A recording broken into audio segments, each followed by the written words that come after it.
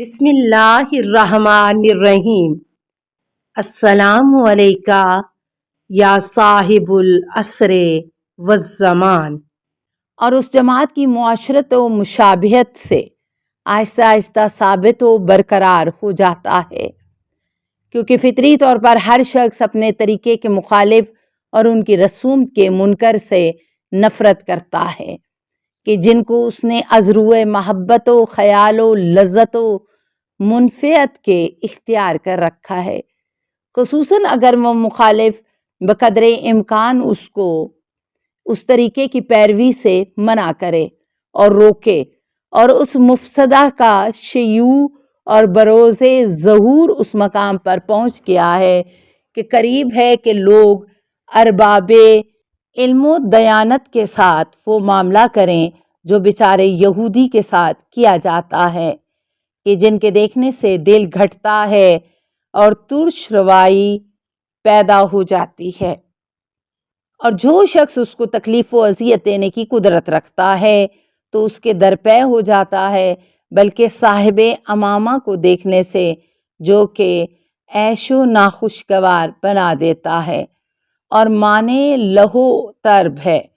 زیادہ نفرت، گھٹن، تمسخر اور آنکھوں اور ہاتھ سے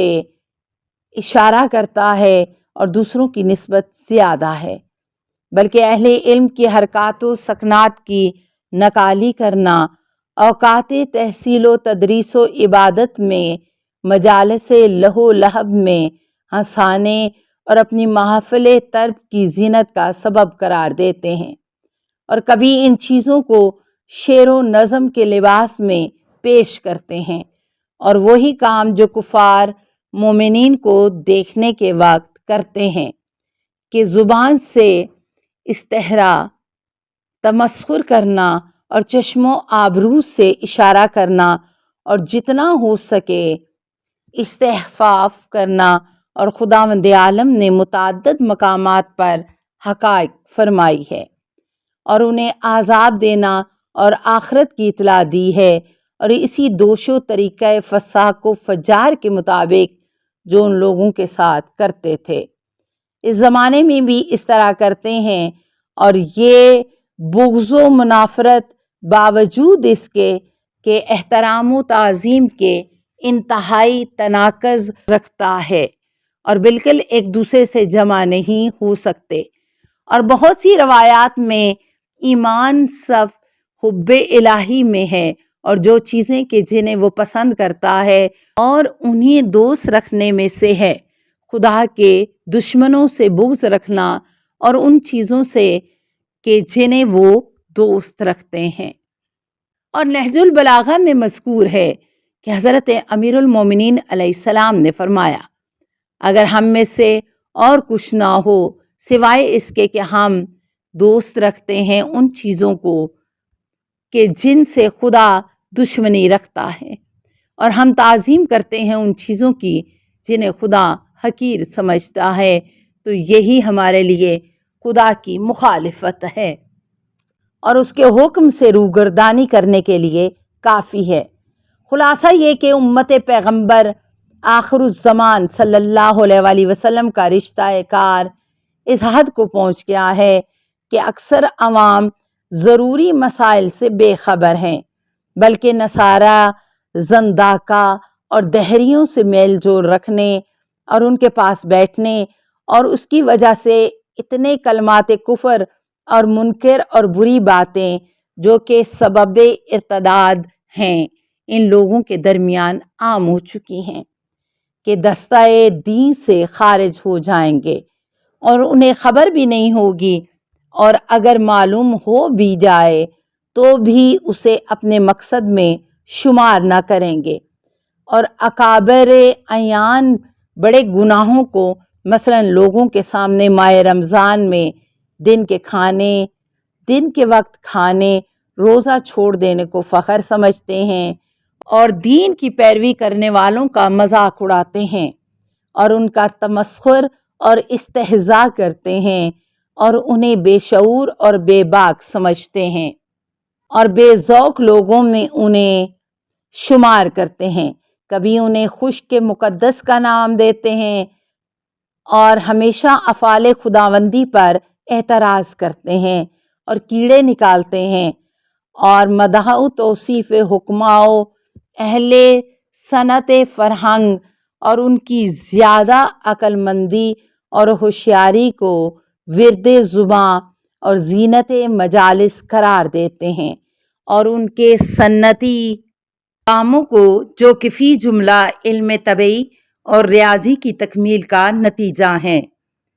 قوت بشری سے خارج اور معجزات و حوارق عادات انبیاء و اوصیاء کے ہم پلہ سمجھتے ہیں۔ مجالس العلماء سے گریز اور صحبت علم دین اور ذکر میعاد و قیامت سے ملول ہو جاتے ہیں۔ اگر کسی محفل میں پھنس جائیں تو یا سو جاتے ہیں اور یا دل کسی دوسری طرف بھیج دیتے ہیں۔ فقراء و اہل دیانت کی روح و رعایت کو بے فائدہ سمجھتے ہیں، اور نجی اموال کی بنا پر کہ جو حرام کی راہ سے یتیم اور بیوہ عورتوں کے خون سے جمع کیے ہیں، اور جنہیں مصارف حرام و معاصی عظام میں صرف کرتے ہیں، خود کو غنی و تونگر اور معظم و مکرم اور لازم الاحترام شمار کرتے ہیں، اور علماء کو لوگوں کا مال کھانے والے، حلوہ خوار اور ذلیل سمجھتے ہیں، سونے اور چاندی کے برتن استعمال کرتے ہیں، مردوں کے لباس زری اور دیاج کے ہیں، داڑیاں منڈا کر بنی امیہ اور بنی مروان کی حیت بنائے رکھتے ہیں، سخن محبوب اور زبان مرغوب فرانسیسی و انگریزی بولتے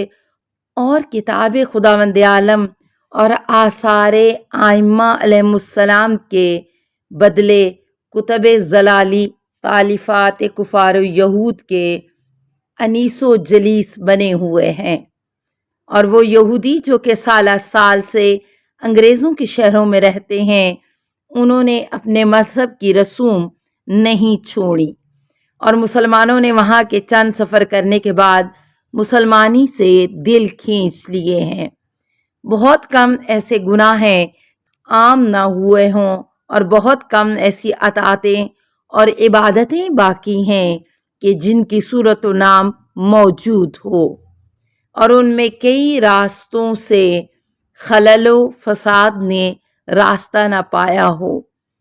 اہل حق معروف کے قائم رکھتے اور منکر سے روکنے سے عاجز ہیں، اور اس کی تاثیر کی قدرت کے باوجود اس سے مایوس اور تنہائیوں میں ضعف الایمان اور غربت اسلام و منکر کے عام ہونے پر گریاں و مغموم ہیں۔ الحمدللہ کے اخبار حضرت خاتمی مرتبت کی سچائی ظاہر ہو گئی۔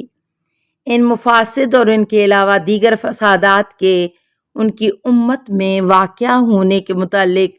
جیسا کہ شیخ جلیل علی ابراہیم قمی نے اپنی تفسیر میں ابن عباس سے روایت کی ہے،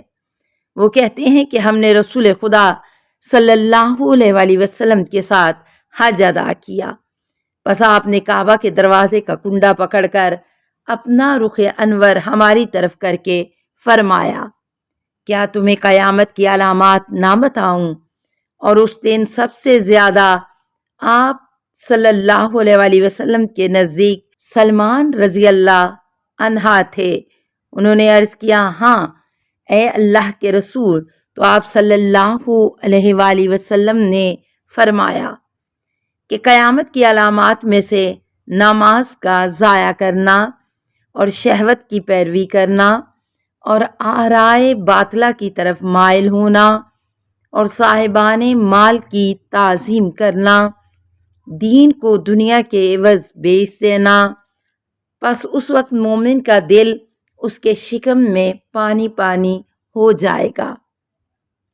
جس طرح نمک پانی میں گر کر نمک ہو جاتا ہے۔ یہ ان منکرات کی وجہ سے ہوگا جو وہ دیکھیں گے، لیکن ان کے بدلے اور متغیر کرنے کی ان میں قدرت نہیں ہوگی۔ سلمان نے عرض کیا، اے اللہ کے رسول، کیا واقعتاً یہ چیزیں ہوں گی؟ فرمایا، ہاں، اس کی قسم کہ جس کے قبضہ قدرت میں میری جان ہے۔ اے سلمان، پس اس وقت منکر معروف ہو جائے گا اور معروف منکر، خائن امین ہو جائے گا اور خیانت کرے گا امین،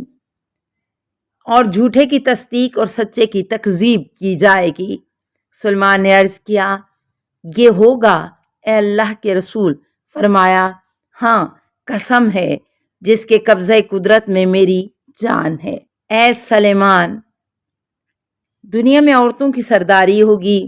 کنیزیں شریک کار ہوں گی، بچے ممبروں پر بیٹھیں گے اور جھوٹ خوش طبعی ہوگا،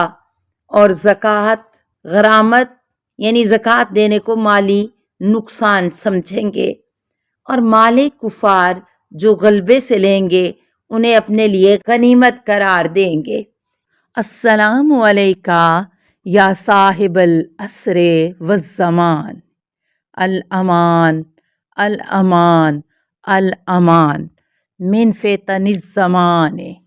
السلام علیکہ یا خلیفۃ الرحمن، السلام علیکہ یا امام الانس والجان،